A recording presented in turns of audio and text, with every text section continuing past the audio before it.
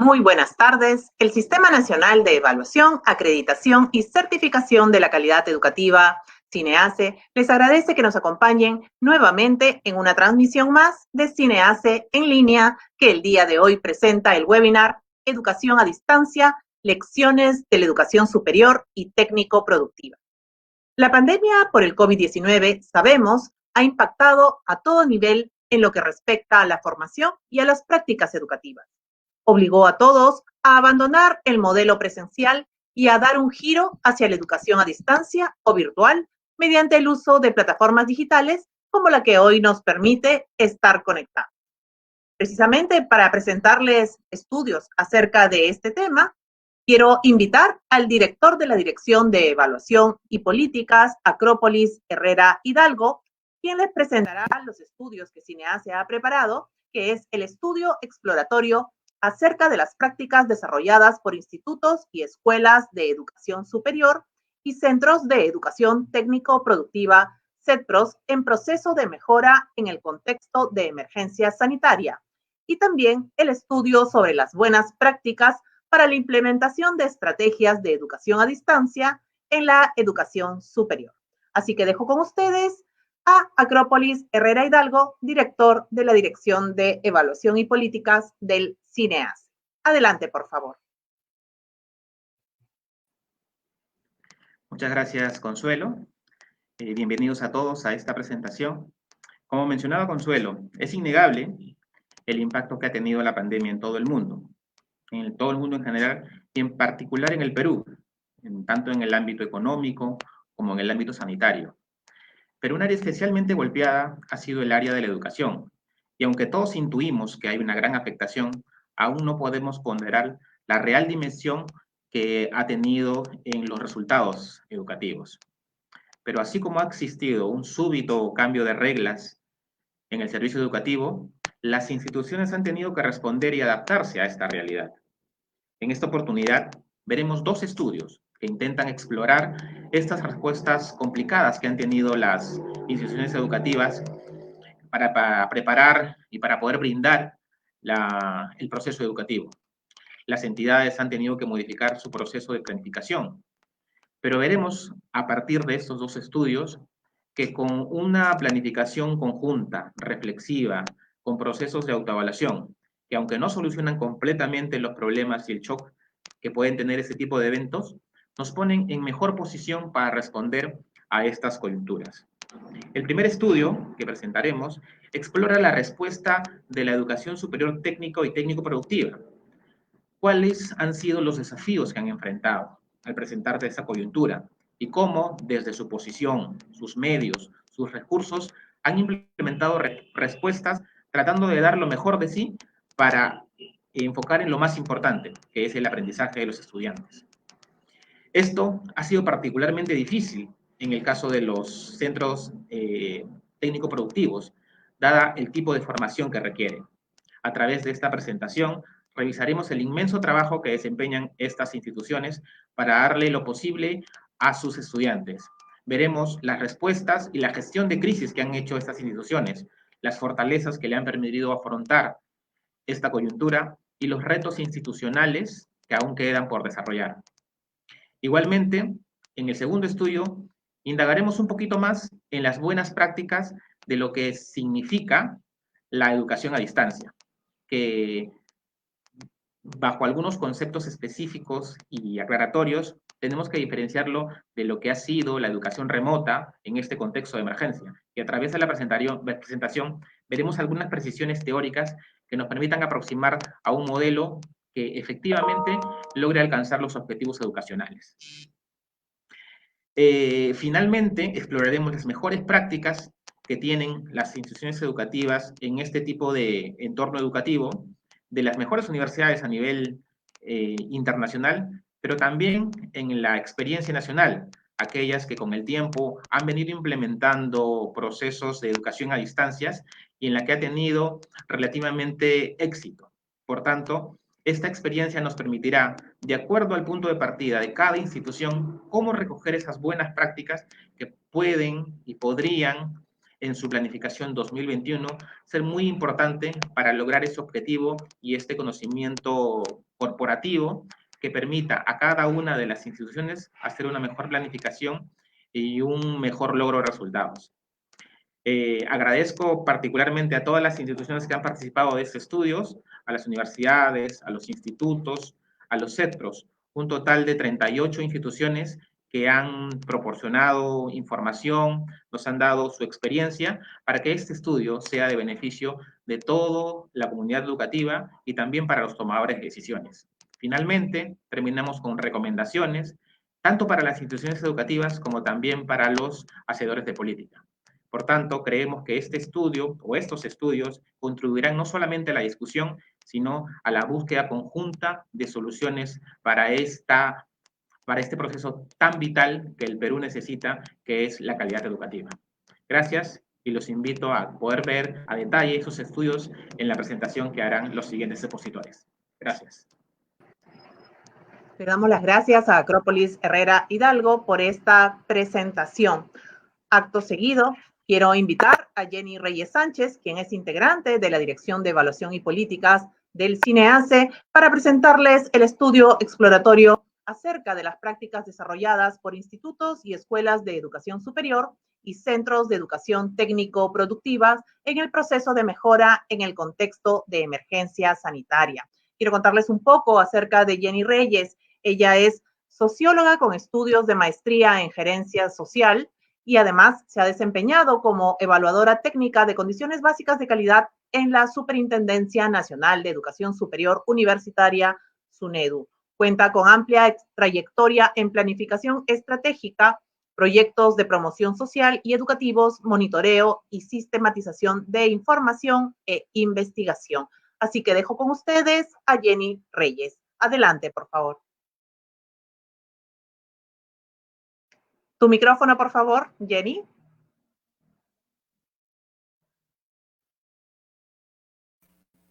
Todavía no te escucho. Ahora sí, adelante. ¿Qué tal? Buenas tardes con todos los presentes. En esta oportunidad, como se mencionó, vamos a compartir información respecto a aquellas prácticas que se han desarrollado para poder dar continuidad al servicio educativo dentro de esta modalidad a distancia y en el marco de la emergencia sanitaria. Como se mencionó, vamos a tratar las instituciones y escuelas de educación superior y los centros de educación técnico-productivo. En este estudio, es un estudio de caso a profundidad, una investigación cualitativa. Para el caso de las IES, se consideraron instituciones privadas y públicas con licenciamiento por parte del Minedo y que dispongan como mínimo de un programa de estudio con acreditación vigente o que registren un programa de estudio en proceso de acreditación. En el caso del CEPRO, se eligieron entre instituciones de gestión pública también de gestión privada o privadas, de formación de ciclo básico o de ciclo medio de enseñanza y que disponga de una opción ocupacional acreditada o en proceso de autoevaluación. En este estudio se recogió la información de 15 institutos y 15 CEPRO, distribuidos en Lima, Callao y en el interior del país. La delimitación del estudio se tomó en consideración 3 dimensiones. Una de nuestras primeras dimensiones fue la respuesta inmediata y gestión de crisis, ¿no? ¿Cuáles fueron estas acciones aplicadas por las instituciones que han podido contribuir a la continuación del servicio educativo? Seguidamente se tuvo la dimensión de fortalezas institucionales, aquellos aspectos reconocidos en la gestión por las mismas instituciones que permitieron dar la continuidad al servicio educativo. Y por último, tuvimos la dimensión de los retos institucionales, aquellos aspectos que dificultan y que ellos identifican que se tienen que seguir mejorando para justamente seguir fortaleciendo la continuidad del servicio educativo.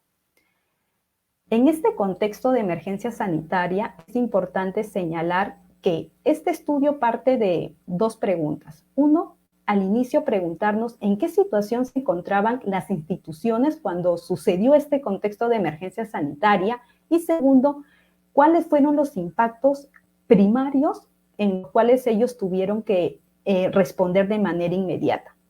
De la información recogida se identificó que estos dos aspectos es la planificación. ¿Por qué? Porque ya estaban en un proceso de planificación, algunos a medio término o algunos ya en la fase final, y también este aspecto de la incertidumbre, ¿no? De la incertidumbre no solamente del docente o el del director, sino también de los padres de familia, de los estudiantes. Todos estos aspectos promovieron en las instituciones a generar acciones inmediatas. Y ello es lo que voy a tratar de describir en este punto, aquellos resultados de respuestas inmediatas que ellos tuvieron que realizar. Por ejemplo, tuvieron la reprogramación del currículo, priorizando los cursos a distancia. ¿Qué quiere decir? Como se mencionó, en algunos casos ya habían instituciones que ya habían iniciado, estaban a la mitad o en algunos casos ya habían culminado toda la programación del currículo.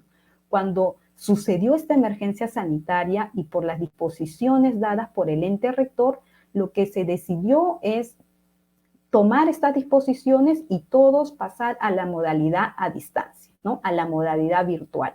En este caso, lo que se hizo dar es una priorización de los cursos a distancia, justamente por la naturaleza de enseñanza de estas instituciones, aún con mayor énfasis en el caso del CEPRO. Por ejemplo, se priorizó tomar en cuenta las clases teóricas y poder dejar para un siguiente ciclo las clases prácticas en la medida en lo que se pueda.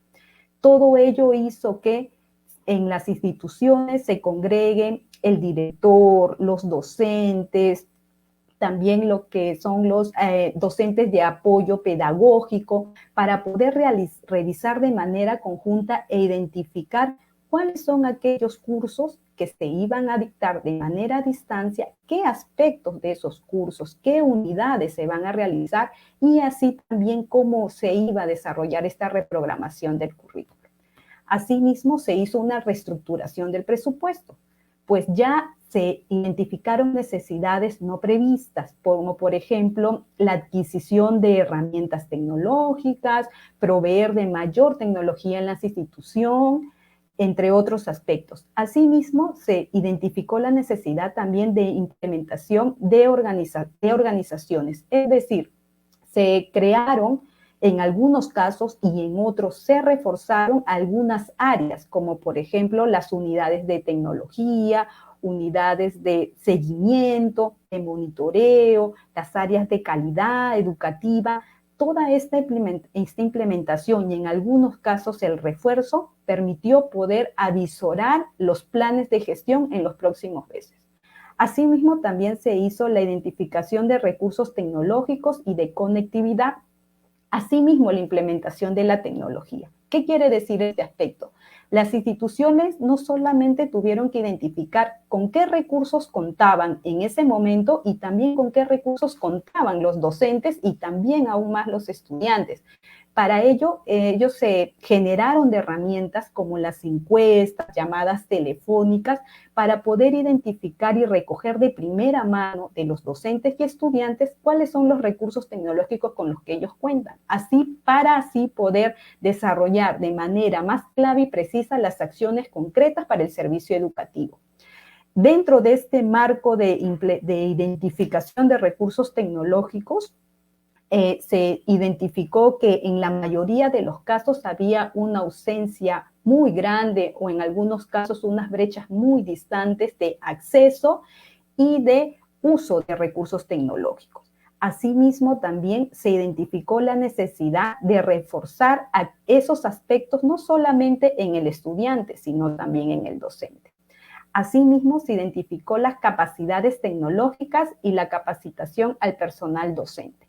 Como lo mencioné, no solamente es necesario, y ellos identificaron, contar con los recursos tecnológicos, sino también es de estos recursos tecnológicos con los que ya tenemos o con los que nos podemos agenciar, cómo vamos a poder desarrollar el servicio educativo, teniendo en cuenta también la disposición de acceso de los estudiantes. Esto era una preocupación clave para las instituciones.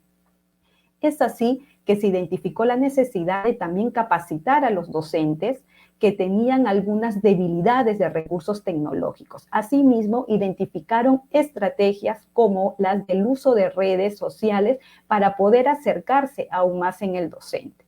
Por ejemplo, en algunos casos, con mayor uso, se realizó el aplicativo del WhatsApp, en algunos casos a través del Facebook, en algunos casos se formaron grupos, se utilizaron también herramientas gratuitas de Internet, y todo ello permitió poder generar estrategias dentro de lo posible para poder seguir brindando el servicio educativo.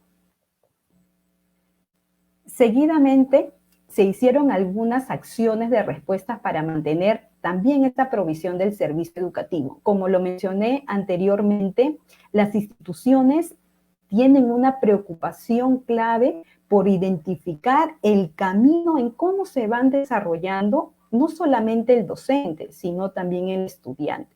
Es ahí donde en algunos casos se incorporan y en otros casos se fortalecen estas áreas de seguimiento de calidad. Se hacen comités, se refuerzan algunas oficinas de calidad a fin de seguir monitoreando todos aquellos aspectos que se requieren para el servicio educativo. Por ejemplo, nos comentaban que en algunos casos, así como en la manera presencial, había monitoreo de docentes en aula.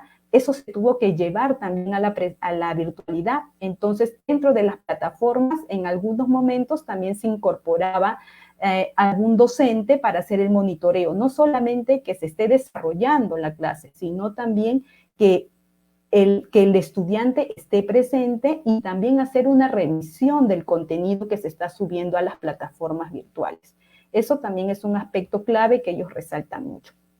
Por otro lado, todos estos aspectos de conectividad, de acceso a la tecnología, de contar con recursos para la asignación de datos móviles, es un factor importante y puede determinar y determina en muchos casos la deserción de los estudiantes en las instituciones. Ante esta situación, una de las acciones que realizaron las instituciones fue, en el caso de instituciones tanto públicas como privadas, se pasó la matrícula presencial a la virtualidad. Para ello, las instituciones en un tiempo muy corto y de un aprendizaje rápido, generaron plataformas de matrícula virtual para los estudiantes. Asimismo, en el caso de instituciones privadas, se dieron facilidades económicas, como por ejemplo el recorte del 50% o en algunos casos hasta menos del 50%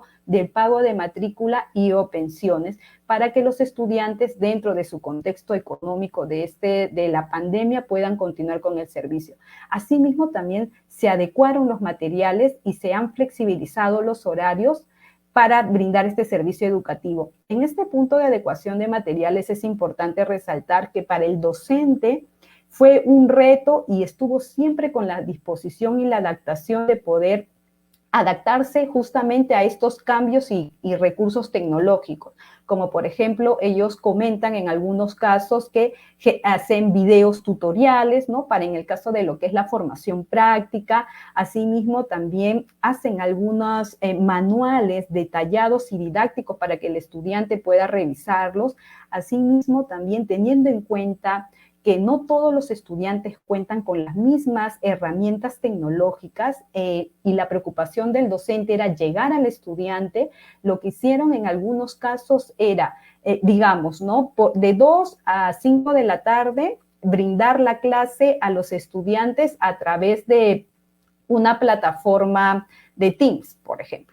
Y quizás de 6 a 8 de la noche se daba la misma clase a la misma aula, pero en este caso a los estudiantes que no contaban con el acceso a una plataforma, sino que quizás lo podían ver a través de el Facebook o a través de unas videollamadas de WhatsApp. Entonces, en este caso, tanto los estudiantes como los docentes han podido identificar y poner a disposición la intención de poder salvaguardar y continuar con el servicio educativo. Asimismo, un punto importante y resaltante son las redes de protección, pues en este caso las instituciones resaltan que ellos trataban de dar este soporte emocional a los estudiantes dentro de este contexto de pandemia, teniendo en cuenta que en algunos casos había algunos fallecimientos de los familiares y eso impactaba psicológicamente en los estudiantes. Se hacían a través de llamadas telefónicas diarias del docente hacia el estudiante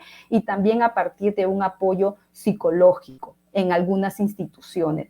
Cabe señalar que este punto es muy valorado por los docentes y los directores porque este punto permitió generar un vínculo mayor entre el docente y el estudiante, pasar de una preocupación académica también a una preocupación personal que lo amerita el contexto.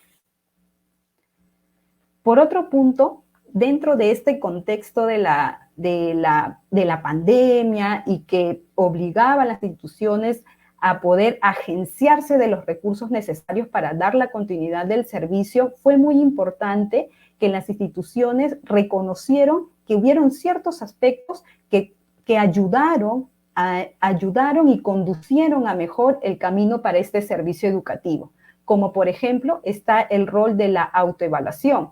Dentro del proceso de autoevaluación, ellos identifican que un punto clave es la comunicación. Dentro de este proceso, ellos se reúnen de manera continua con todas las autoridades y responsables de la institución en reuniones para toma de decisiones, ¿no? Para también hacer algunas actas de acuerdos y también materializar esos acuerdos. Ellos señalan que este punto de la comunicación fue clave para que ellos puedan tomar acciones rápidas y concretas en este contexto. Seguidamente viene lo que es el rol de la acreditación. En este rol de la acreditación es muy valorado por las instituciones porque les permitió identificar cuáles son los recursos con los que cuentan, no solamente a nivel de infraestructura, sino los recursos propios de lo que ellos tienen a nivel de sus docentes. Aquellas fortalezas, así también como aquellas debilidades que le permiten saber tomar decisiones estratégicas e identificar aquellos caminos más rápidos para poder lograr el objetivo, siempre teniendo en cuenta la calidad educativa.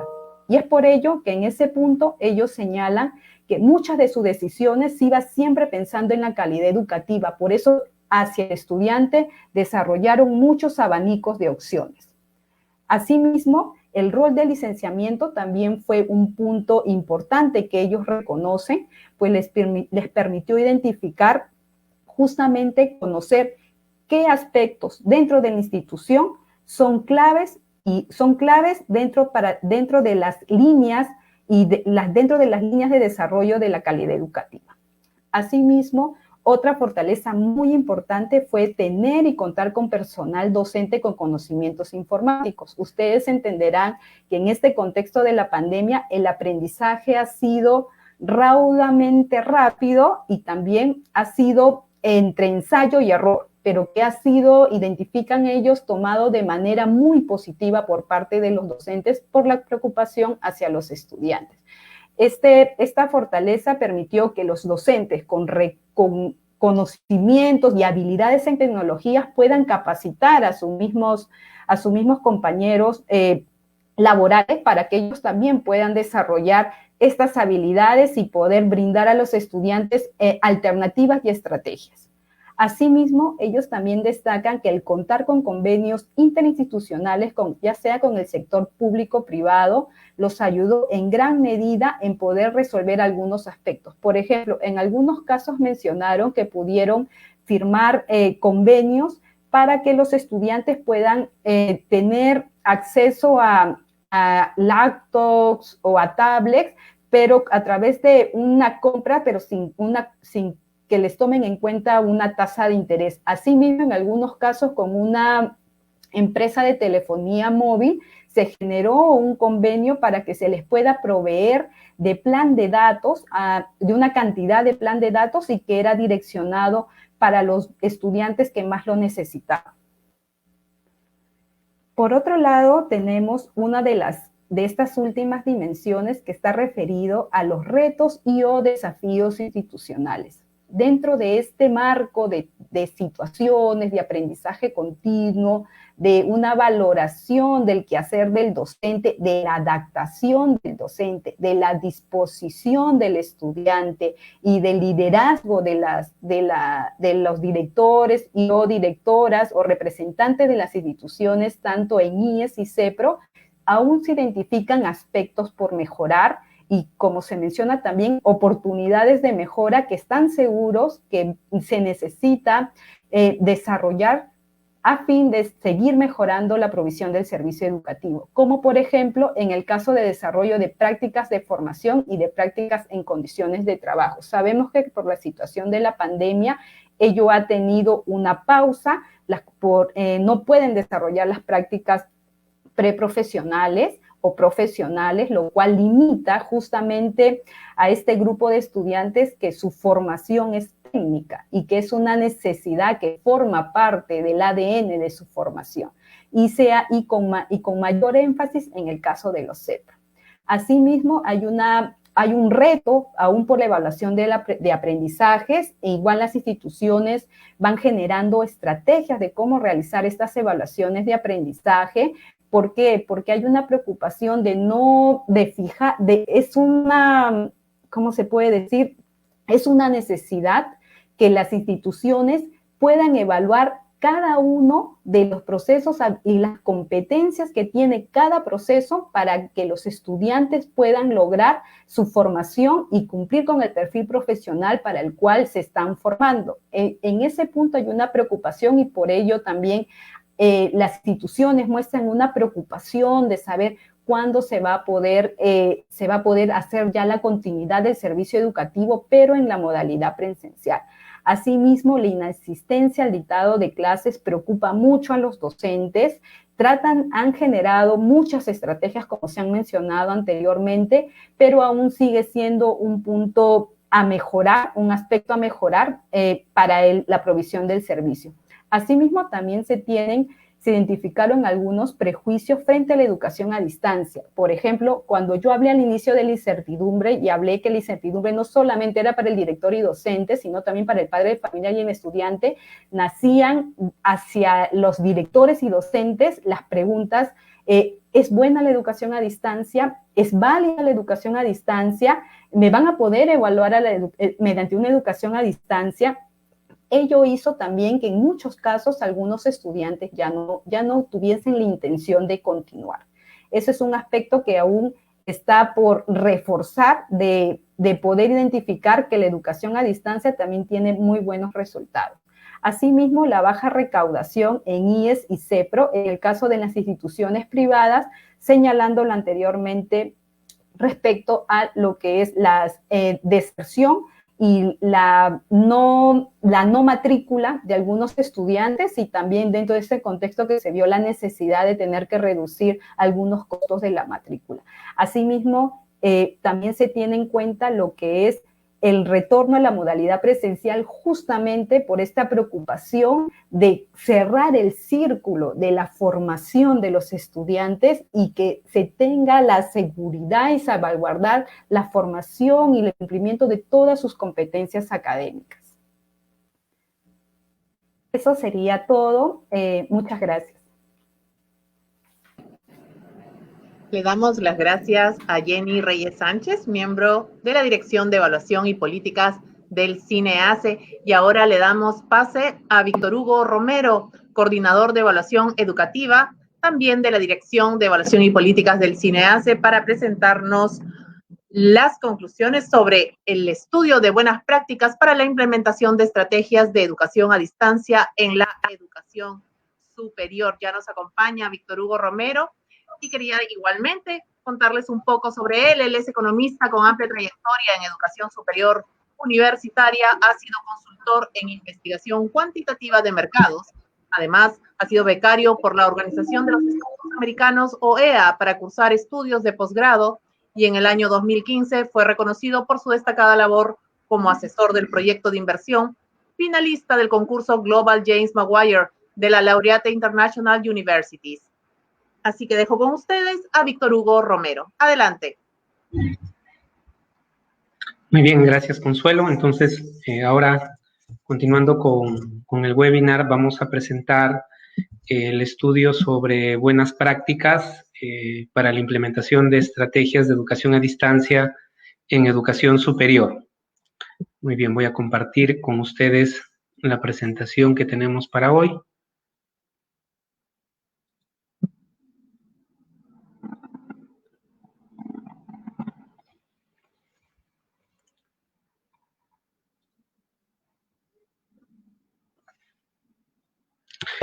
Muy bien, entonces vamos a comenzar primeramente recapitulando un poquito lo que se ha comentado. Estos estudios nacen en este contexto pues de la emergencia sanitaria y en el cual la pandemia por COVID-19 despertó y aceleró la educación virtual, ¿no es cierto? A nivel mundial, las instituciones educativas han optado por ofrecer el servicio educativo de manera no presencial y en ese sentido es que nosotros hemos realizado el estudio para tratar de recoger las buenas prácticas que las instituciones educativas en el Perú han adoptado. Muy bien, en cuanto a la metodología, se utilizó el caso a profundidad, se seleccionaron 8 instituciones de educación superior, 5 universidades y 3 institutos, y de acuerdo a lo que se denomina un muestreo de máxima variación. ¿Y por qué un muestreo de máxima variación? Porque se plantearon 3 grupos de estudio, ¿no? Un primer grupo con entidades que tienen experiencia previa en la provisión del servicio en modalidad semipresencial o a distancia. Otro grupo que durante el primer ciclo del 2021, si bien es cierto, no tenían una experiencia previa en educación a distancia, lograron ofrecer el servicio en la modalidad no presencial. Y un tercer grupo que durante el ciclo 2020 no pudo ofrecer el servicio educativo a distancia y más bien fue un periodo en el cual estuvieron preparándose para poder ofrecer el servicio en la segunda parte del año. Muy bien, quiero comentar también de que el estudio que los invitamos a descargar del repositorio de Cineace, además de recoger las buenas prácticas en educación a distancia, también contiene un marco conceptual sobre la educación a distancia. Esto porque a nivel mundial se han empezado a utilizar distintos términos, ¿no? Por ejemplo, se hablaba de educación presencial con medios tecnológicos, educación remota, de emergencia, educación a distancia, de emergencia, educación virtual. Entonces, este conjunto de términos que se han empezado a utilizar podrían generar cierta confusión y en ese sentido creemos que un aporte del estudio es que también recoge un marco conceptual. Adicionalmente, el estudio recoge las buenas prácticas de universidades líderes en la educación a distancia. No podemos mencionar el caso de la Universidad de Florida, la Arizona State University, la Universidad Internacional de La Rioja y la Universidad Técnica Particular de Loja, ¿no? Entonces, también hemos tratado de recoger estas buenas prácticas y las estamos poniendo a disposición de la comunidad educativa. Entonces, dada esta variedad de términos que han ido apareciendo, creemos que es importante, primeramente, mencionar lo que es la educación a distancia, ¿no? Y ciertamente resulta complejo elaborar una definición precisa, consensuada de esto, porque hay diferentes opiniones entre los investigadores, pero la mayoría concuerda en que es un proceso de enseñanza y aprendizaje planeado, es decir, hay una planificación previa y donde la enseñanza y el aprendizaje van a ocurrir en lugares geográficos distintos, ¿no? No van a estar en el mismo lugar tanto los estudiantes como los docentes. Y a través de las tecnologías de la información se logra la comunicación entre los docentes y los estudiantes. Adicionalmente, otro requisito de la educación a distancia es que existe el respaldo de una institución educativa que pues acredita los aprendizajes que se imparten. Muy bien, ahora, ¿cuáles son las características de la educación a distancia? La bibliografía nos muestra que para hablar de educación a distancia, en el estricto de la palabra, se deben cumplir los siguientes requisitos. En primer lugar, que haya una separación física entre profesores y estudiantes durante buena parte de los procesos educativos, ¿no? Que haya comunicación también entre docentes y estudiantes y entre los mismos estudiantes, aparte de interacción, ¿no? Porque es muy importante el involucramiento del estudiante en este tipo de modalidad y el sentido de afiliación también, ¿no? Que existan el uso de recursos tecnológicos y, como ya dijimos, una institución que planifica, ofrece el servicio, los monitorea, evalúa y acredita los aprendizajes. Muy bien, en la literatura a nivel internacional existen los 7 principios de buenas prácticas de Chickering y Gamson, que presentamos en la diapositiva, y estas prácticas se han recogido a lo largo de los años de las instituciones que han adoptado la educación a distancia y nos dicen que las buenas prácticas son las siguientes, ¿no? Promover, en primer lugar, el contacto entre estudiantes y docentes, promover la cooperación entre estudiantes también, porque es muy importante el involucramiento y generar el sentido de afiliación del estudiante, es decir, que el estudiante no se sienta abandonado. Entonces, en ese sentido, las instituciones educativas tienen que reflexionar y establecer, pues, estrategias para que se logre este sentido de afiliación, ¿no? Muy bien, en tercer lugar, que se promueve el aprendizaje activo, es decir, que existan discusiones en grupo, actividades para la reflexión de los estudiantes, actividades que contribuyan al desarrollo del pensamiento crítico y que no únicamente sea una actividad pues pasiva, donde únicamente se transmite información. Otra buena práctica es enfatizar en el tiempo que dedican los estudiantes a la tarea.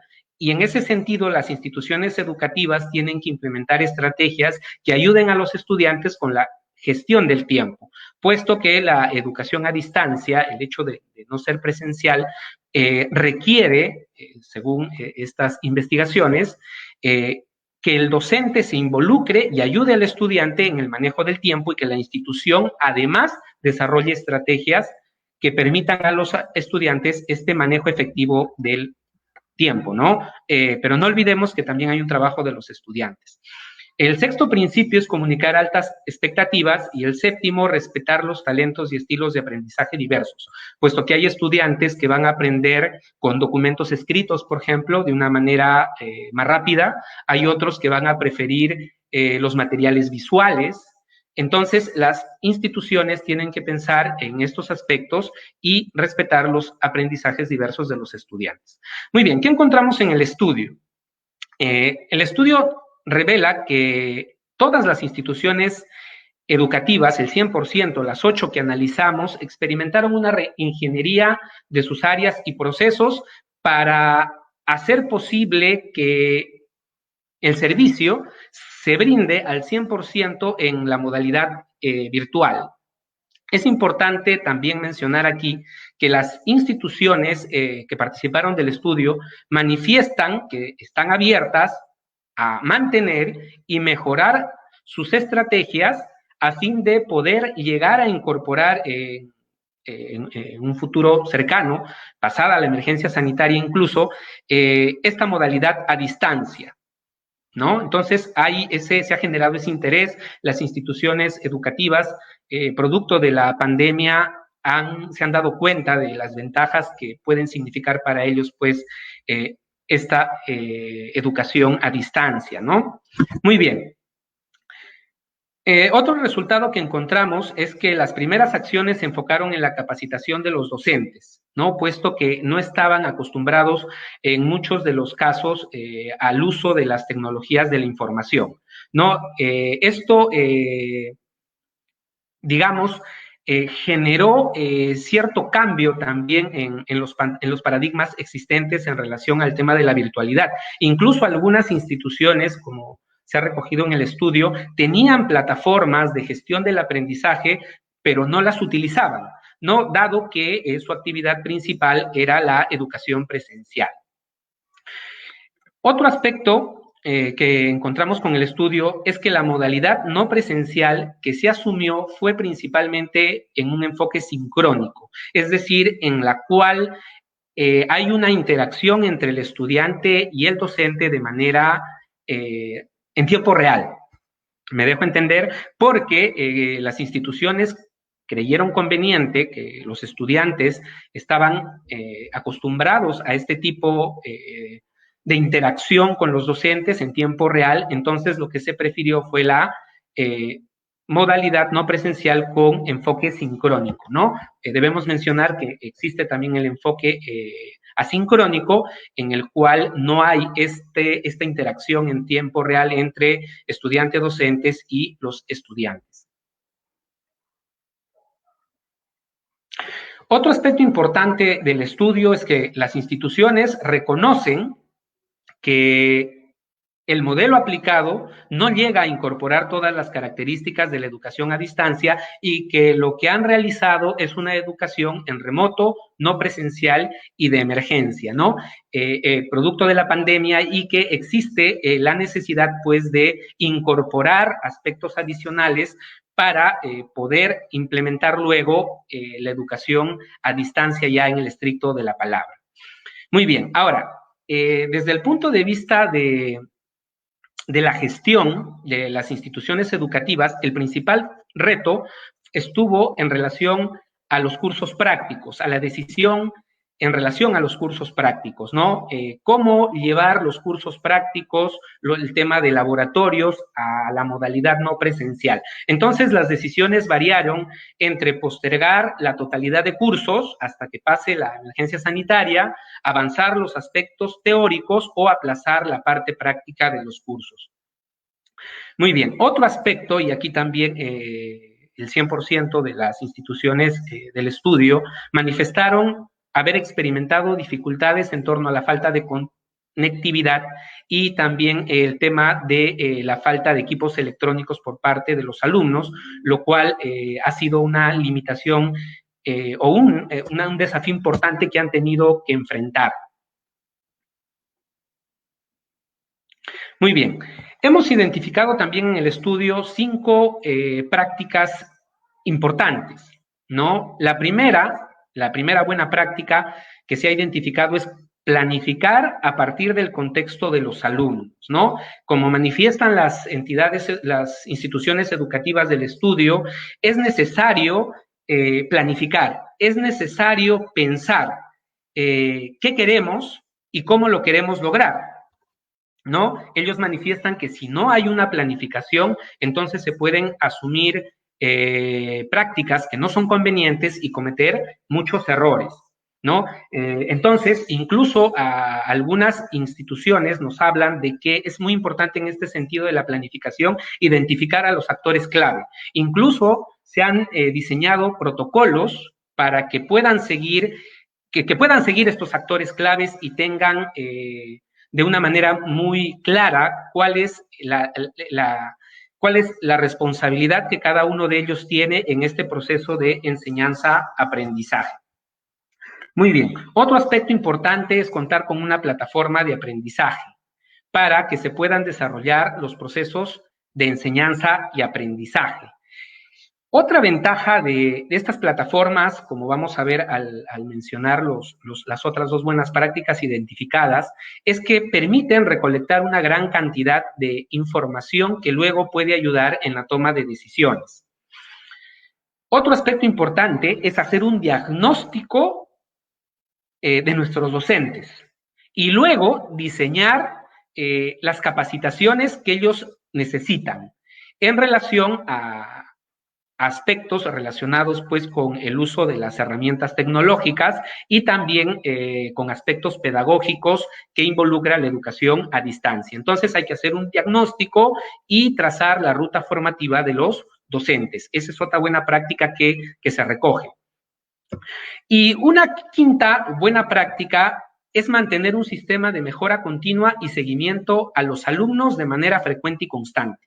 Y por eso es que las instituciones pueden aprovechar aquí los recursos tecnológicos con los que cuentan para obtener esa información que les permita obtener una retroalimentación a fin de mejorar los procesos, ¿no? En ese sentido, también resulta fundamental que las instituciones educativas hagan recojos de información para poder identificar esos cuellos de botella que están ocasionando algún tipo de problema, ¿no?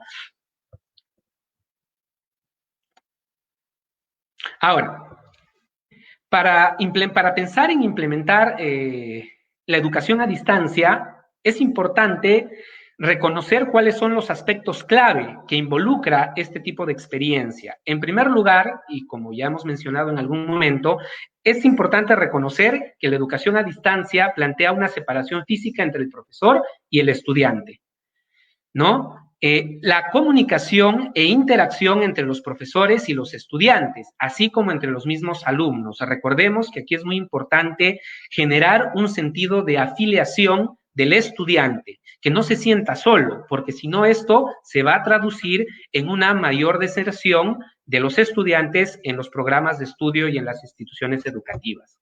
El tercer aspecto es reconocer que es importante el uso de recursos tecnológicos para la entrega de los contenidos, a fin de mantener una comunicación bidireccional, sea sincrónica o asincrónica. Y finalmente, que es necesario el soporte de la institución educativa que planifica, ofrece, monitorea, evalúa y acredita los aprendizajes. Muy bien. Ahora, finalmente, se plantean en el estudio, obviamente lo que estamos presentando aquí es un resumen, el documento es más extenso y contiene más detalles sobre lo que estamos presentando en esta exposición, pero finalmente presentamos algunas recomendaciones para medir la efectividad de los procesos de enseñanza y aprendizaje. En primer lugar, se recomienda que las instituciones educativas evalúen los logros de aprendizaje de los alumnos, ¿no? En este sentido, es importante también tener en cuenta que esto va a depender de cada institución. Cada institución tiene que plantear en ese sentido un conjunto de indicadores que le permita medir el logro de los aprendizajes. Y repito, esto seguramente va a variar en función a la institución educativa. En segundo lugar, medir el nivel de satisfacción de los alumnos con la metodología del curso, con los docentes, con los recursos multimedia, etcétera. Aquí lo que se recomienda es que se realicen 3 recojos de información en momentos diferentes del tiempo. Y en este sentido, las plataformas de aprendizaje, de gestión del aprendizaje, pueden resultar muy útiles, puesto que, por ejemplo, permiten realizar encuestas a los estudiantes, permiten recoger otro tipo de información en relación al proceso educativo, ¿no? Entonces, se plantea realizar un primer recojo de información comenzadas las clases, en las primeras semanas de clase, ¿no? Para conocer cuáles son las expectativas de los estudiantes. Un segundo recojo a mitad del ciclo, cuando ya se tienen las notas de las evaluaciones. De esta manera, las instituciones educativas van a poder realizar algunos ajustes. ¿Por qué? Porque si vemos, por ejemplo, que las calificaciones son bajas en la mayor parte de los casos, habría que preguntarse, oye, los materiales que estamos subiendo en las plataformas de gestión del aprendizaje son las más adecuadas, de repente está fallando algo. ¿Cuál es el seguimiento del estudiante a los docentes? ¿Cuál es el acompañamiento? ¿No? Entonces, por eso es importante este segundo recojo. Y un segundo recojo de información, un tercer recojo de información, al finalizar el curso, con el propósito de poder evaluar el resultado final. Y también, con esta información que se pueda generar, analizar el nivel de retención de los alumnos en el curso, ¿no? Entonces, si hay un alto nivel de retención, significa que las cosas están marchando muy bien. De lo contrario, habría que analizar y tomar decisiones para corregir o ayudar en una mayor retención de los alumnos en el curso. Sí, muy bien. Entonces, ahora damos pases a los comentaristas que han sido invitados para este webinar. Así es. Muchísimas gracias a Víctor Hugo Romero, coordinador de evaluación educativa de la DEP del CINEASE. Y efectivamente, ahora es el turno de nuestros invitados especiales que conforman nuestro panel el día de hoy. En primer lugar, nos acompaña Sandro Paz Collado. Él es profesor asociado y coordinador de acreditación y mejora continua de la Facultad de Ciencias e Ingeniería de la Pontificia Universidad Católica del Perú. Es además ingeniero industrial, es máster en ingeniería industrial y PhD en ingeniería industrial también, y cuenta con amplia experiencia como consultor en temas de gestión de la calidad, control estadístico de procesos, data mining, simulación y optimización. Nuestra segunda invitada especial es Zuli Salazar Ruiz. Ella es directora del Centro Piloto Femenino de Lima. Ella es magíster en gestión educativa y cuenta con una segunda especialidad en gestión educativa y liderazgo pedagógico. Es una profesional con amplia trayectoria en el campo educativo y es gestora de proyectos de emprendimiento en el CEDPRO. Además, es capacitadora en diseño de planes de estudios y programas curriculares de educación técnico-productiva. Y también nos acompaña Edita Moreno Eustaquio. Ella es directora general del Instituto de Educación Superior República Federal de Alemania, desde Chiclayo, Lambayeque, que nos está acompañando ella. Ella es ingeniero industrial y cuenta con un máster en gerencia pública. Además, tiene amplia experiencia en el sector educativo como directora, coordinadora y docente. Está especializada en gestión y administración pública con competencias de orientación a resultados, sentido de urgencia, comunicación efectiva, actitud de servicio, innovación, calidad y mejora continua. Así que como ven, tenemos un gran panel el día de hoy y quiero invitarlos precisamente a que puedan comentar los estudios presentados el día de hoy. Y quiero invitar en primer lugar a Sandro Paz Collado, que nos brinde los comentarios luego de haber escuchado las presentaciones de ambos estudios. Muchas gracias primero por la invitación. Buenas tardes a todos los participantes. Veo que son varios cientos, y lo cual me alegra bastante por el entusiasmo y que genera este tipo de diálogos y conversaciones. Me parecen estudios bastante profundos que han recogido lo que muchos de nosotros percibíamos y que nos permiten ya no solamente sentir o presumir las cosas que van pasando o las respuestas que van dando las instituciones, sino que ya con mayor certeza podemos decir ahora lo que realmente o las estrategias que realmente han cogido o seguido algunas instituciones.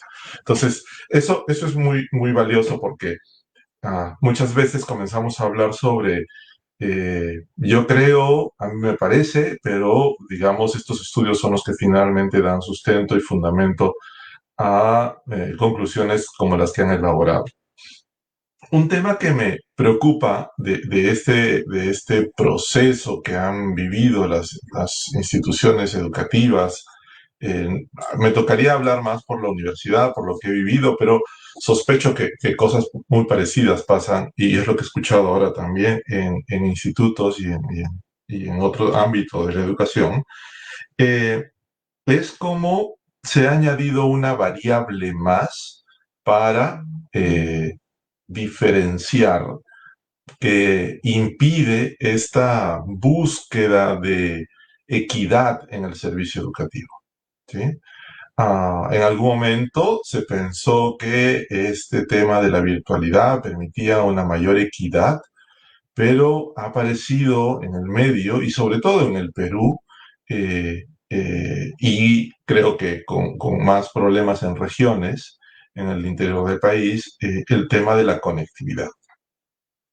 Esta variable que se ha incorporado en la forma de, digamos, como un requisito indispensable para recibir el servicio educativo, termina siendo un problema porque los estudiantes se sienten o se empiezan a sentir, aquellos que no tienen alguna buena conectividad, se empiezan a sentir marginados porque de pronto cuando el profesor le dice, puedes comentarnos o puedes exponer o puedes hablar, y entonces el estudiante empieza a hablar y se comienza a cortar la comunicación, a trabar, o el estudiante quiere participar y levanta la mano, el profesor le dice, ¿qué quieres decirnos?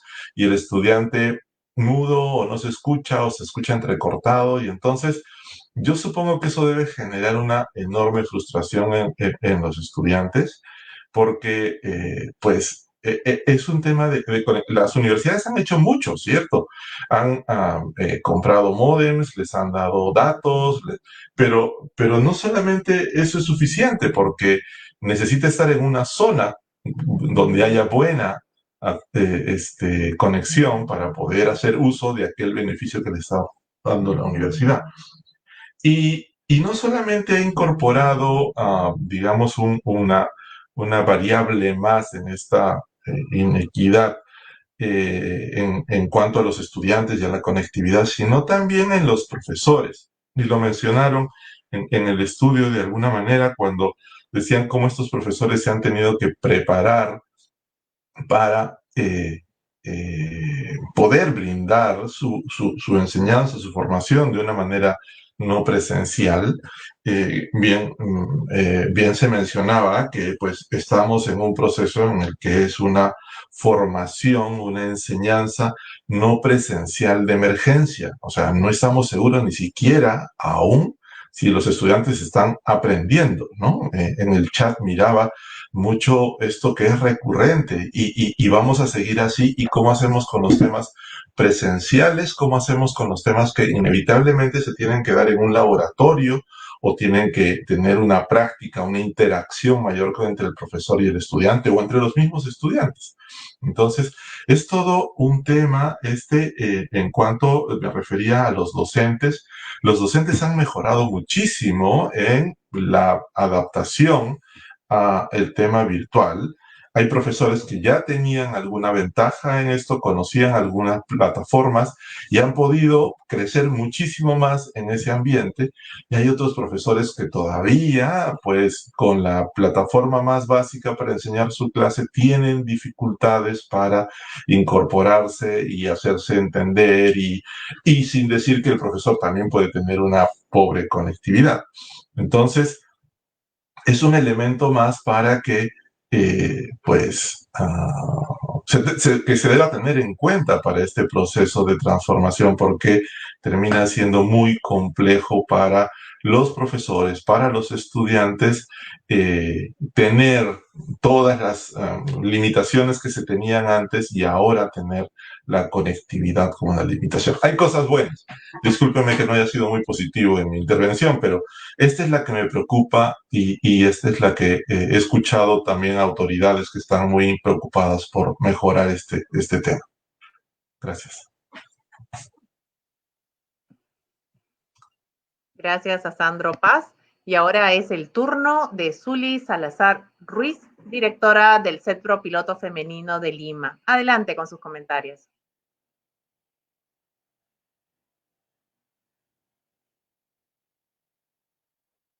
¿Sí, profesora Salazar? La escuchamos.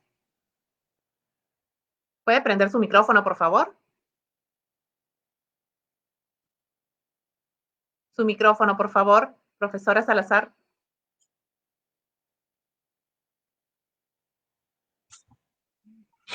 Profesora, no le escuchamos todavía. ¿Puede prender su micrófono, por favor? Donde dice mute, tiene que darle clic al símbolo del micrófono. ¿Todavía no le escuchamos? Al símbolo del micrófono, por favor, tiene que darle clic para poder activarlo. Debe tener una barra diagonal sobre el micrófono.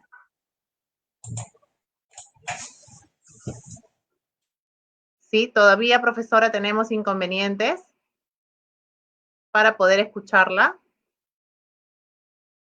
No, todavía no la escuchamos, profesora.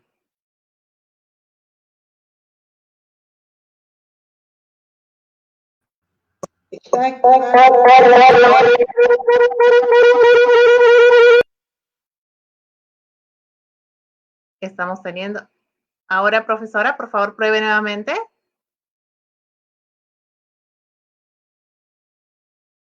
Seguimos con inconvenientes con su audio para poder escucharla.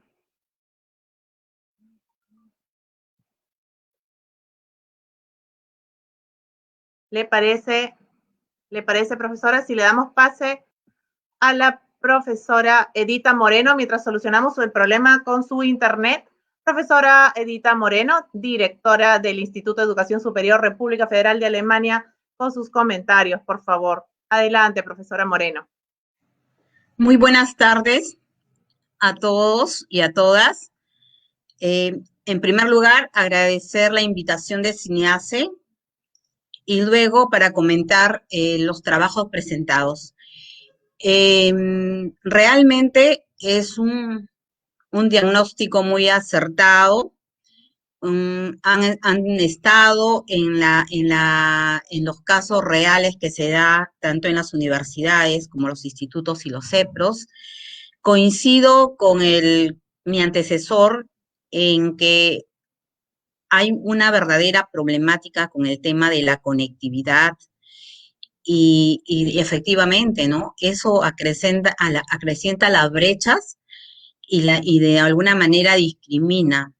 El colega que me antecedió incluso es del tema privado, nosotros somos del tema de las instituciones públicas. Si en los privados tienen esa problemática, en las instituciones públicas eso se visualiza más, y no solamente con el tema de la conectividad, sino también con el tema de los equipos, ¿no? En el diagnóstico muy bien tocaron esto de los recursos, y en el rubro que significa los equipos, podemos ver ahí definitivamente que los jóvenes estudiantes y también algunos docentes no cuentan con una laptop.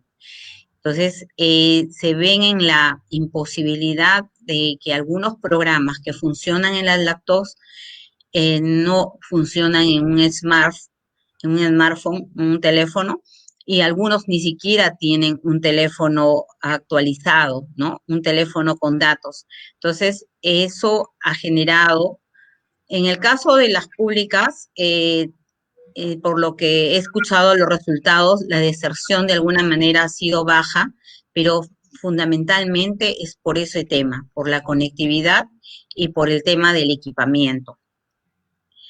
En lo que respecta a los docentes, de alguna manera podemos decir que este recurso humano, que ha sido muy importante para esta modalidad, que tuvimos que pasar por la pandemia de una manera chocante, vertiginosa, de la modalidad presencial a la modalidad virtual, los docentes tuvieron que de la noche a la mañana afrontar esta realidad y este reto.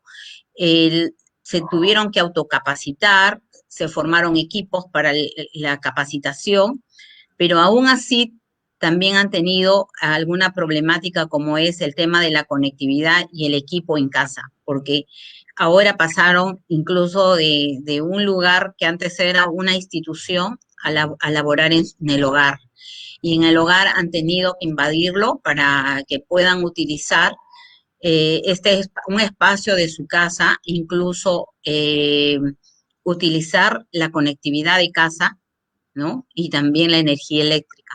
Entonces, estas situaciones también ha conllevado a mermar un poco la economía de los hogares de los maestros, sobre todo en el tema de la educación pública. En lo que respecta también a lo que mencionó el tema de que todavía no se define qué tipo de educación estamos por los aspectos teóricos, si es una educación virtual, una educación online, una educación a distancia o una educación, como se dice, de emergencia. Yo creo que en estos casos todavía estamos en un proceso, y que nos vamos adecuando de acuerdo a las posibilidades de cada institución. Por supuesto, sin descuidar la calidad educativa, que eso es lo más principal. En el caso de cada institución y de las que han podido ustedes diagnosticar, estamos en un proceso de adecuación, estamos manejando nuestras plataformas LMS, pero yo creo que ahora sí podemos planificar para este 2021 cómo vamos a conducir o cómo vamos a avanzar en esta etapa de la educación a distancia. ¿Va a continuar siéndose educación a distancia o ya de repente el 2021, si Dios quiere, esta pandemia cede y podemos regresar a la presencialidad? Todavía es una incertidumbre que nadie lo puede todavía de repente proyectar, pero sí de lo que estamos seguros es que así se levante esta situación de emergencia por la pandemia, y yo creo que hemos aprendido con esta modalidad de la virtualidad y de alguna manera vamos a tener que seguir utilizando estas plataformas y de repente se tome la decisión de tener una educación semipresencial, ¿no? O lo que lo llaman una educación híbrida, en donde los aspectos teóricos se den en la virtualidad y lo que necesariamente nosotros como institución superior tecnológica somos tenemos programas de estudio que se aprenden netamente haciendo. Es decir, necesitamos de la práctica y tenemos que hacer uso de nuestros laboratorios y talleres. Entonces, en ese sentido, yo creo que ahí sí, obligatoriamente tenemos que regresar a la presencialidad, aunque hay algunos simuladores ahora que también hemos explorado y que también estamos utilizando, que nos permiten de alguna manera simular, pero no es como el tema de hacerlo en la realidad, ¿no? Por ejemplo, un muchacho de mecánica de producción tiene que utilizar el torno para hacer sus piezas o maquinar algunos procedimientos que les enseñan para tener productos terminados. Entonces, lo puede programar, lo puede hacer en un simulador o también lo puede hacer en nuestro torno CNC, pero no lo va a obtener el producto físicamente. Entonces, necesariamente hay programas de estudios que sí se necesita de la presencialidad. Entonces, pero esta experiencia nos va a servir para combinar. Y como muy bien han hecho en el diagnóstico, ha habido otras evoluciones, otros cambios del docente que ha cedido muy bien a las capacitaciones y que ahora ya puede hacer esta mixtura de modalidad presencial. Yo creo que muy acertada los diagnósticos y también hay conclusiones que son verdaderamente retadoras y que quienes estamos en la educación y que apostamos sobre todo por la educación tecnológica, nos toca evaluarlos y tenerlos en cuenta para este 2021 y hacia adelante. Muchas gracias. Muchísimas gracias a la profesora Edita Moreno y ahora sí, con la profesora Zuli Salazar, directora del Centro Piloto Femenino de Lima, con sus comentarios. Buenas Adelante, tardes, por favor, estimados oyentes. En especial quiero agradecer al CINEACE que brinda estos espacios para la reflexión después de todo este año 2001 haber pasado una situación bastante fuerte. Yo quiero unirme a las palabras que acaba de dar la directora Edita. Efectivamente, hay carreras en educación técnico-productiva, módulos, especialidades, opciones ocupacionales que son fuertemente prácticas o que se necesita necesariamente, digamos, que el estudiante pase por el proceso no solo teórico, sino que para sacar productos, resultados, tiene que experimentar, vivenciar. En este sentido, sí esperamos, hemos tenido que unir teorías de módulo 1, teorías de módulo 2 y así sucesivamente, porque estamos esperando el periodo presencial para que las competencias y capacidades se puedan desarrollar plenamente.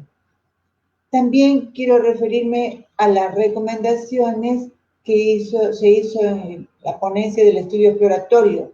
Si bien me doy cuenta, estas recomendaciones están en relación con los compromisos de gestión. El primer compromiso, logro los aprendizajes. El segundo compromiso de gestión con la retención de estudiantes. Al respecto puedo decir que este año en los CEPROS se notó una gran diferencia.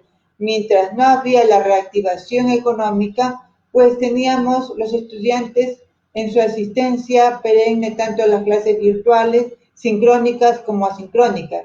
Pero en cuanto se dio la reactivación económica, como nuestros estudiantes, para cubrir sus necesidades, como todo ser humano, necesita trabajar y laborar, pues dejó de asistir, ¿no? Fue muy evidente la gran diferencia entre los periodos de no reactivación y la reactivación económica. Entonces, este segundo compromiso de gestión, la retención de estudiantes, sí se vio influenciado por factores externos, que, pues, de alguna manera, fue parte del impacto de esta emergencia sanitaria. ¿Qué más puedo decir? Puedo decir que he visto cómo los docentes, que cierta es que el decreto ley 1375 desde el año 2018 ya define una educación semipresencial, pues no se había podido hacer, y en este año 2020, dada la situación que se vivió, el docente tuvo que acelerar sus mecanismos de cómo apropiarse, cómo aprender las herramientas digitales para poder llegar al estudiante. Es decir, la capacitación del docente pasó por un proceso acelerado para lograr atender en el servicio no presencial. Pensamos que para el año 2021 sí vamos a poder hacer el proceso de una planificación adecuada y correcta, sobre todo porque estos dos estudios ayudan bastante con el estudio que han venido realizando tanto a nivel de instituto como a nivel de CEPRO. Nos sirve para fundamentar y sustentar nuestras decisiones que se puedan tomar para poder atender en una educación tanto no presencial como presencial. Apuesto por una educación técnica productiva que tiene un 80% de sus contenidos en forma práctica, a que sí se puede ir logrando desde el punto de vista que la planificación coadyuve a su ejecución. Muchas gracias. Muchísimas gracias a la profesora Zuli Salazar. Y ahora tenemos algunas preguntas que nos han ido dejando nuestros asistentes, a todos ustedes. La primera pregunta es para Sandro Paz. ¿Cuál es la brecha más importante que considera entre la educación virtual y la presencial en las clases teóricas? ¿Cómo brindarle las correcciones necesarias a los estudiantes y cómo apreciar las habilidades y destrezas que van adquiriendo? Realmente, yo creo que en las clases teóricas, vamos así decirlo, si es que existen clases teóricas puras, no hay problema, ¿no? Porque es más una transmisión de conocimientos, de explicar mi teoría, los fundamentos, ya. Yo creo que probablemente la pregunta estaba más hacia esta última parte que decía, las habilidades y las destrezas. ¿Cómo se hace para que un médico pueda, digamos, tener esta interacción, o un químico pueda pueda hacer uso de sus equipos en el laboratorio, o un ingeniero mecánico hacer alguna reparación o alguna construcción? Entonces, va mucho por la parte práctica. Hay herramientas computacionales, simuladores que ayudan. Yo no diría que hacen lo mismo. Pero, a ver, veamos, ¿qué alternativas tenemos? No tenemos otra alternativa. Tenemos que estar lejos del laboratorio, profesores y estudiantes. Porque tan pronto vayamos al laboratorio, si no tenemos vacuna, nos vamos a enfermar y alguno de ellos va a pasar a una situación grave. Así es que no hay alternativa. Tenemos que vivir con lo que tenemos que vivir. Y más bien lo que buscaría o lo que yo propondría a los profesores es busquemos herramientas tecnológicas que ayuden a paliar de alguna manera este problema, pero tratemos de identificar qué más podemos lograr en este momento. Por ejemplo, una habilidad y una destreza que los estudiantes pueden tener en este momento, que hay clases sincrónicas, asincrónicas, que ellos tienen que organizar su tiempo, es un tema de autonomía, ¿sí? O sea, entre ser responsables de escuchar su clase sentado en una silla frente a la computadora y no tirado en la cama mientras van durmiendo y van escuchando, van durmiendo y van escuchando. Entonces, ese orden, esa disciplina que deben crear los estudiantes es algo que tenemos que ayudarlos a desarrollar. ¿Correcto? Y entonces ahí viene el otro tema que muchas veces en la universidad, yo creo que en los otros niveles de educación lo tienen mucho más claro, pero en la universidad nos olvidamos de eso, ¿sí? Creemos que los estudiantes llegan, no, ya son mayorcitos, ya son mayores de edad y ellos son totalmente responsables. No es cierto, ¿sí? Eso no es cierto. Nosotros tenemos que seguir formando a estas personas. Y el proceso formativo, desde el Proyecto Educativo Nacional, que acaba de salir hace unos meses atrás, dice que la educación es a lo largo de toda la vida. Y en esa educación hay un proceso de interacción que ese es el que me da pena. ¿Sí? Porque el otro es el que todo el mundo habla, todo el mundo dice el laboratorio, la práctica, cómo hacen los odontólogos para hacer sus maquetas, sus trabajos. Pero la interacción de las personas, la sonrisa, el hacerle una broma al estudiante, en poder mirar su cara cuando le dices algo, en saber que hoy está triste y tú puedes darte cuenta porque miras y no solamente porque decidió no prender la cámara y ya está. Entonces, esa interacción de personas que permite a un profesor que suele tener un poco más de experiencia, más de vida profesional, más de problemas, pues transmitir al estudiante y generarle en ese estudiante una confianza que le permite al estudiante aprender. Todos recordemos al mejor profesor que hemos tenido en la escuela y dense cuenta que ese profesor es al que más han querido. Y este tema de la interrelación de personas genera la capacidad de aprender, o sea, de emocionarme por el tema que esta persona a la cual estoy apreciando me está explicando. Eso es algo que, digamos, la no presencialidad limita mucho y muchos profesores nos estamos centrando solamente en el laboratorio, en la práctica, en la ejecución, pero nos estamos olvidando de esa otra parte, que pues es posible que ahora ustedes puedan ver un poco mis reacciones y entender, pero no saben si estoy con pijama o no estoy con pijama abajo, ¿no es cierto? Entonces, no hay forma de poder saber exactamente qué es lo que está pasando, qué pasa detrás de aquella puerta que tengo atrás mío, ¿no? Entonces, es algo que tenemos que volver, pues tenemos que lograr en algún momento volver a la presencialidad, porque eso es lo que me preocupa, más que no puedan entrar al laboratorio. Porque el laboratorio, de alguna forma, en algún momento entrarán, pero la experiencia de relaciones interpersonales entre el profesor y entre los compañeros de clase, fíjense ustedes los estudiantes que han entrado han estado primer y segundo semestre en la universidad. No conocen a nadie, ¿sí? Porque la interrelación con sus compañeros de clase, la que se hacía en los pasillos, en la cafetería, esa no existe. O sea, y algunos de nosotros hemos estado en la universidad presencialmente. Acuérdense todo lo que hemos vivido en la universidad presencialmente. No estoy diciendo que no debemos tener educación no presencial. Sí, es cierto, pero hay personas que están más propensas, propicias o les interesa más eso, pero no esa es la mayoría de las personas. Gracias. Gracias a Sandro Paz. Y ahora una consulta para la profesora Zuli Salazar. Le consultan en qué carreras profesionales, donde se aprende con la práctica, se pueden desarrollar las habilidades de los alumnos. ¿De qué manera poder hacerlo? Efectivamente, es una pregunta muy real. Es decir, que hay carreras que son netamente más técnicas, vamos a decir, que incluyen los sentidos, la gastronomía.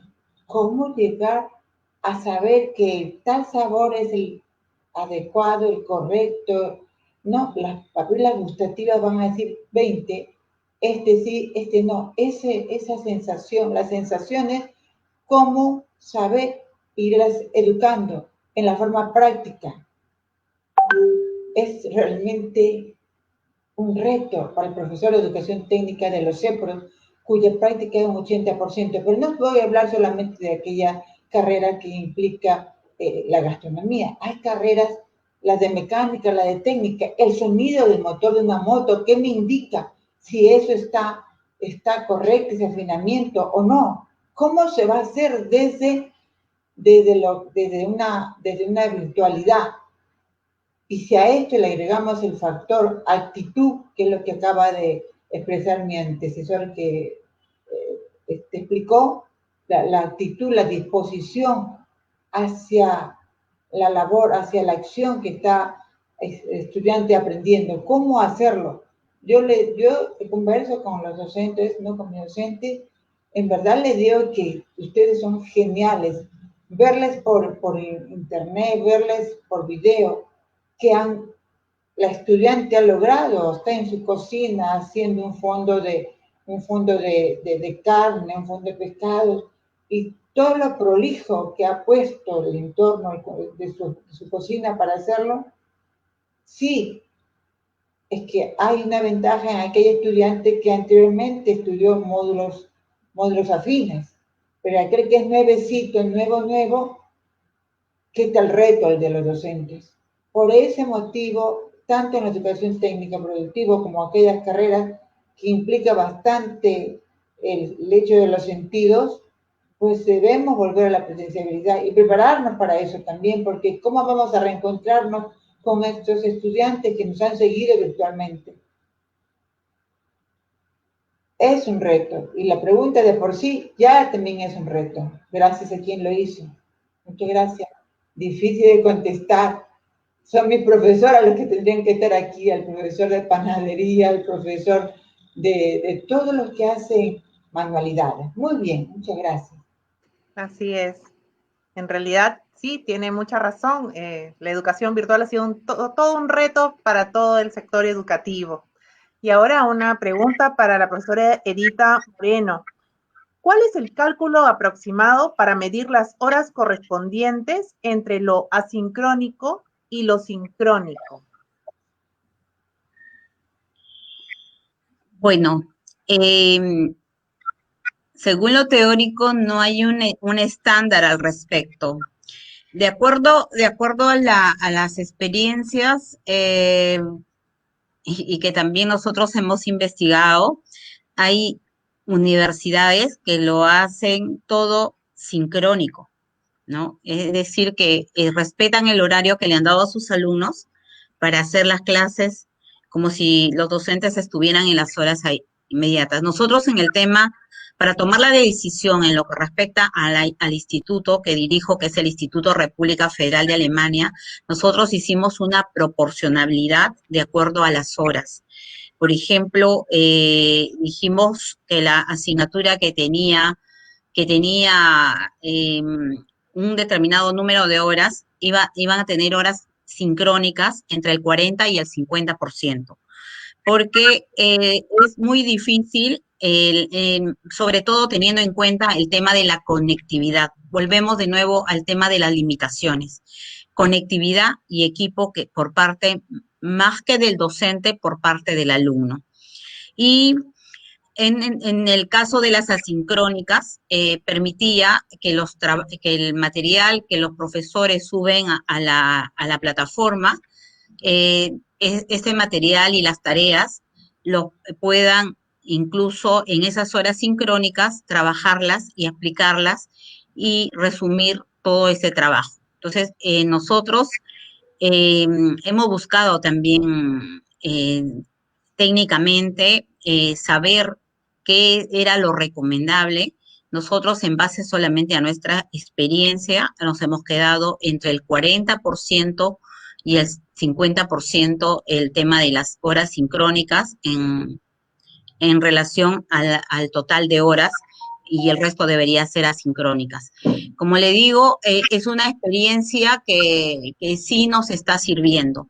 Si los colegas que me escuchan de otras instituciones, en el caso de la institución sí nos está sirviendo, porque aparte de eso, nosotros usamos una plataforma, LMS, que es Chamilo, que es una plataforma gratuita, que nos permite al mismo tiempo hacer una videoconferencia, que lo hacemos también. Este Chamilo también tiene una plataforma propia para hacer la parte de la videoconferencia, que es lo sincrónico que hacemos, pero generalmente usamos el Google Meet, que también tenemos una inscripción educativa y que no tiene límite, y entre otras fortalezas nos permite grabar las clases, y esas clases grabadas se vuelven a colgar en nuestra plataforma para quienes no pudieron acceder por el tema de conectividad, lo puedan volver a ver las veces que sea necesario. Esa es una de las ventajas del tema de la virtualidad. Ver las grabaciones de las clases cuantas veces sea necesario, ¿no? Entonces, ese es a lo que nosotros hemos llegado de base a la experiencia, no a un criterio técnico que hayamos podido llegar de repente en alguna investigación. Muchas gracias. Gracias. Y ahora para mis tres invitados, una pregunta más. ¿Qué estrategias están diseñando para que en el 2021 no les falte nadie en las aulas? Si pueden responderme en el mismo orden. Sandro Paz, por favor.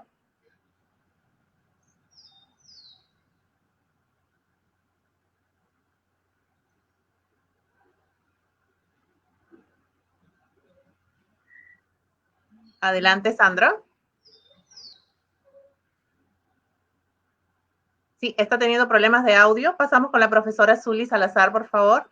Si nos puede contar un poco cuáles son las estrategias que están aplicando para que en este 2021 no les falte nadie en las aulas.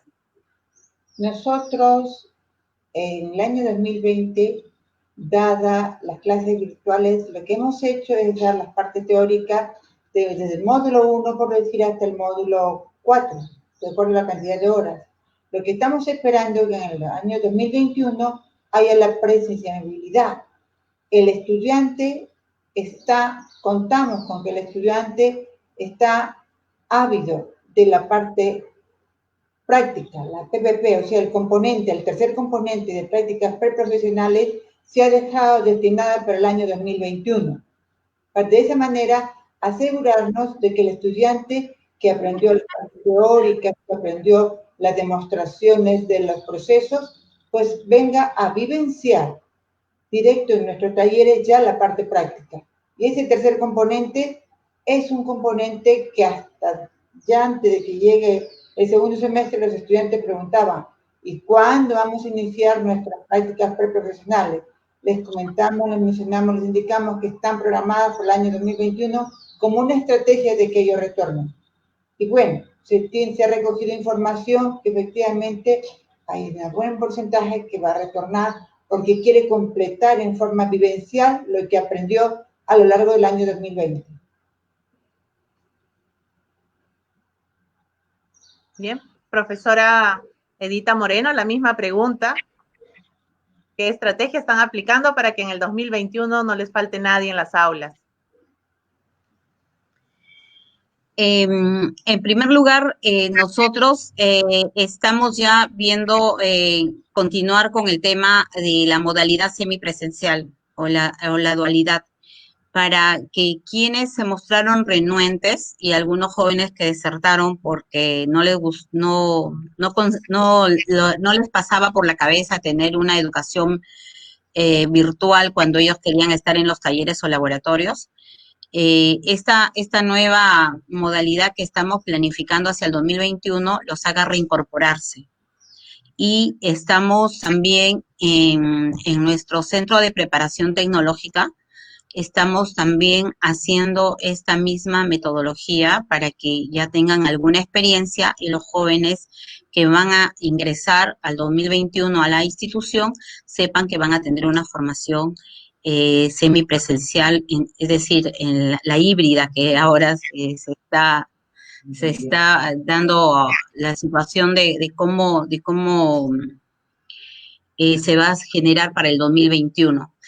Y sobre todo, estamos en el tema del afianzamiento y el compromiso de nuestros docentes, que es el recurso más importante, que tiene que estar capacitado para esta modalidad, y a quienes incluso quiero hacer un reconocimiento público, porque reitero lo que dije en la exposición. Pasaron de tener un lugar de trabajo a convertir su hogar en un lugar de trabajo.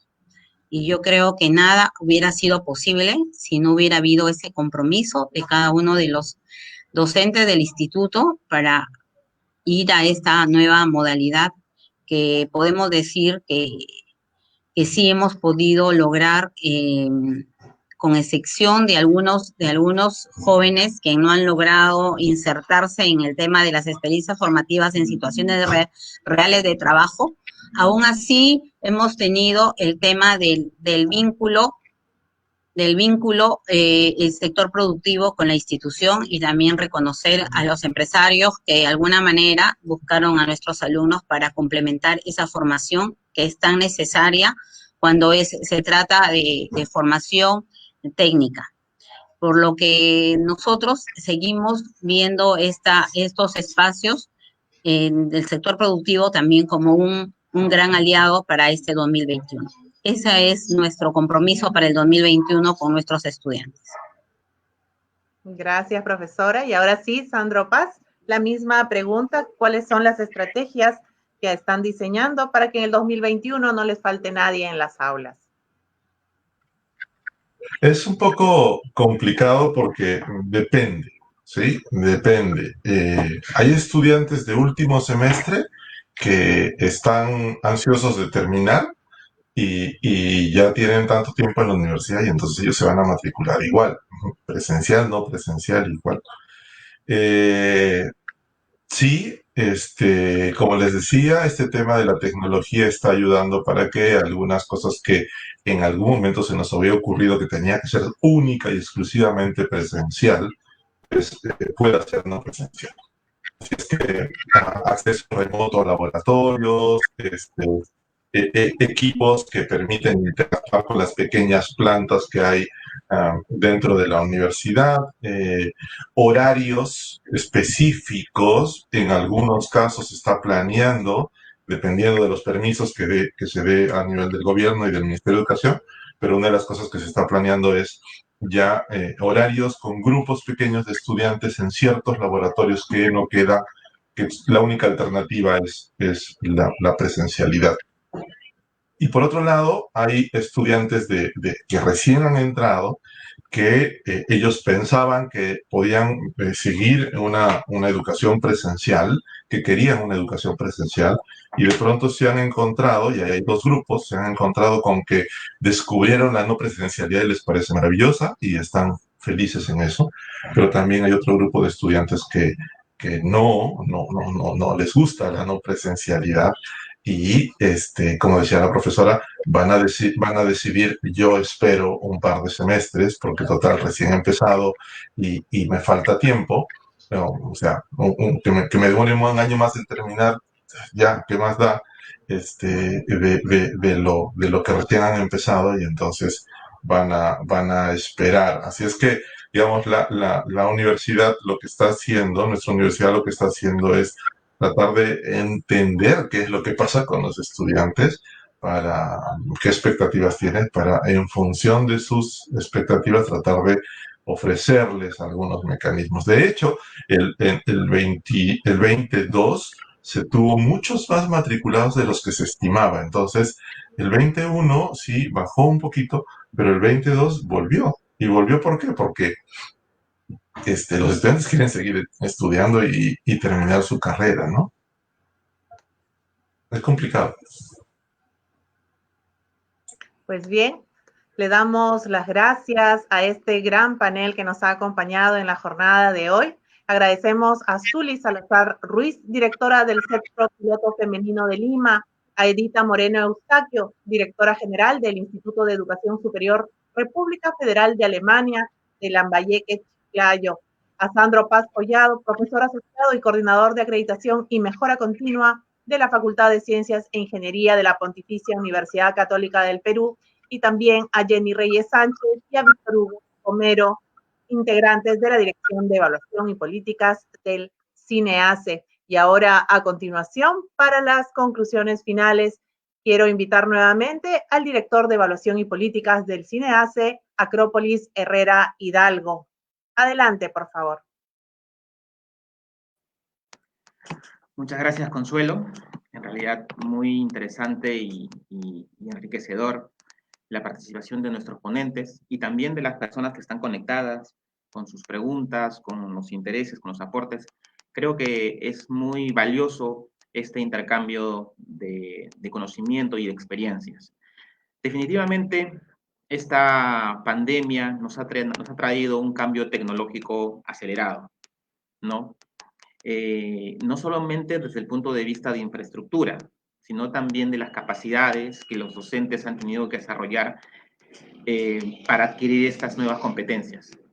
Hemos encontrado docentes comprometidos en este proceso, en que cada uno desde sus propios medios y desde su propio conocimiento previo del sistema han ideado y han intentado realizar su trabajo de enseñanza de la mejor forma. También hemos visto a lo largo de la ponencia y de los ponentes que existe esta doble entendimiento, ¿no?, sobre la educación a distancia. Si esta educación a distancia, de las características conceptuales que tiene de distancia, interacción, recursos tecnológicos y soporte institucional, cómo migrar a un modelo de ese tipo que tiene una premisa, que es la planificación, ¿no? En primera instancia, como vimos en la presentación, no esperábamos esta coyuntura que nos cayó de golpe, por tanto hemos tenido que ser, digamos, reactivos en esa primera etapa, pero viendo en perspectiva, no hemos encontrado una alternativa que supla plenamente la presencialidad. Por tanto, podríamos crear modelos híbridos o modelos plenamente virtuales, porque no sabemos si ocurrirá otra pandemia como esta o situaciones como esta. Por tanto, es difícil prever si esta situación se volverá a ocurrir o qué tan profundo serán las próximas veces. Por tanto, este episodio en la historia del mundo nos ha confrontado con cambios estructurales, no solamente en la manera de enseñar, sino en muchos ámbitos de nuestra vida. También hemos visto, a raíz del estudio, que existen comunidades que ayudan, que soportan algunos de estos cambios, ¿no? Hemos visto experiencias como empresas, sociedad civil, Estado, que también intentan suplir algunas necesidades de ciertas instituciones. Por tanto, estos espacios deberían o se debe promover que sean más institucionalizados, ¿no? Porque en realidad la educación es algo que atañe no solamente a las familias, al Estado, sino a la sociedad en su conjunto. Por tanto, creemos que el tema de la virtualidad, como mencionaba Sandro, es una variable que efectivamente ha introducido un elemento adicional, ¿no? El elemento de equidad. Y es, digamos, claramente visible que este nuevo escenario ha introducido esta variable exógena, que es, digamos, ajena a la educación, que tiene que ver con la conectividad. Esto de alguna forma nos describe cómo la educación es un elemento multidimensional, que no solamente tiene que ver con aspectos educativos, ¿no? la conectividad, en este caso de la infraestructura que tiene el país, es un elemento que en estas circunstancias nos ha mostrado qué tan duro puede ser esta carencia, ¿no? El hecho de no poder, digamos, recibir educación, participar, retroalimentarse, efectivamente es una barrera que debemos en conjunto tratar de resolverla, porque efectivamente hace más inequitativo el proceso educativo que ya de por sí tenía grandes brechas de inequidad. Por tanto, esta variable que irrumpe en este escenario es algo que en conjunto debemos encontrar soluciones desde el Estado, desde las instituciones educativas, desde la empresa privada, desde la sociedad en su conjunto. Porque un país inequitativo es un país que se hace poco viable. Adicionalmente, hemos visto que este proceso también ha incluido costos a las familias tanto de las que reciben el servicio como las que proveen el servicio, en el caso de los docentes. Mencionábamos y mencionaban nuestros panelistas el hecho de construir o de acondicionar en nuestras casas áreas de enseñanza de parte de los docentes y también de los estudiantes con costos asociados como internet, luz, equipamiento. Por tanto, también es una variable adicional en este espectro de cosas que ha cambiado a raíz de esta pandemia. Tener en cuenta esas nuevas barreras que pueden existir, no solamente ya la provisión. Nosotros creíamos que las barreras de cobertura de todos estos años se había eliminado y que teníamos que centrarnos en calidad. Y eso es parcialmente cierto. Pero situaciones como estas nos muestran la precariedad que puede tener incluso un indicador tan básico como la cobertura. Por tanto, creo que el poder discutir y encontrar soluciones participativas es un elemento central que fortalece una sociedad que le da autonomía a sus instituciones públicas y privadas para que puedan, desde la innovación, encontrar distintas alternativas. El mundo ha cambiado. Ya la planificación central cada vez ha mostrado serias deficiencias y ante un mundo tan cambiante, los actores que están más cerca al servicio pueden tener iniciativas que puedan, digamos, superar con mayor idoneidad estas necesidades y estas carencias. Finalmente, necesitamos generar instrumentos de educación, de evaluación, que permitan medir idóneamente y pertinentemente esta provisión y los resultados de aprendizaje que tienen nuestros estudiantes. Por tanto, es una agenda que se abre, que necesita ser discutida.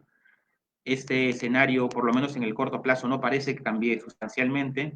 Las necesidades de presencialidad también son necesarias, como hemos visto, para muchos procesos educativos y, por tanto, agradezco la participación de todos ustedes porque creo que mientras haya discusión, mientras haya aporte, uno tiene más esperanzas de encontrar soluciones para que todos, en el que todos podamos sentirnos satisfechos.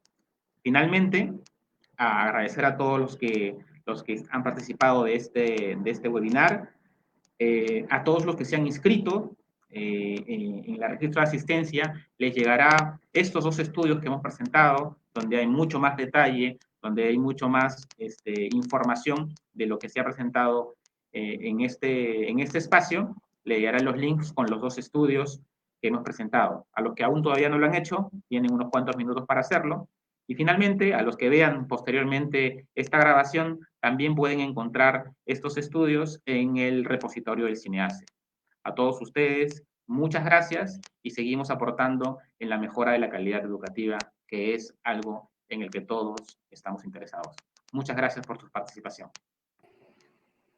Muchísimas gracias a Acrópolis Herrera Hidalgo, director de la Dirección de Evaluación y Políticas del CINEACE, por sus palabras.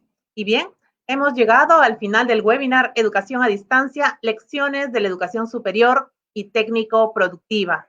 Como bien mencionó, los estudios que se presentaron el día de hoy van a ser enviados a sus correos electrónicos si se han inscrito y si no, en el transcurso de la semana lo podrán encontrar también junto con otras publicaciones en nuestra página web.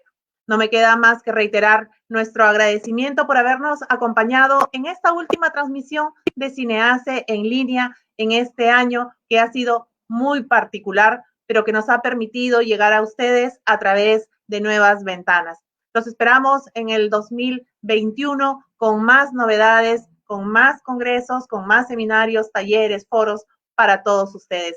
Sigamos trabajando juntos por una educación de calidad para todos los peruanos. Felices fiestas para todos ustedes. Nos vemos pronto.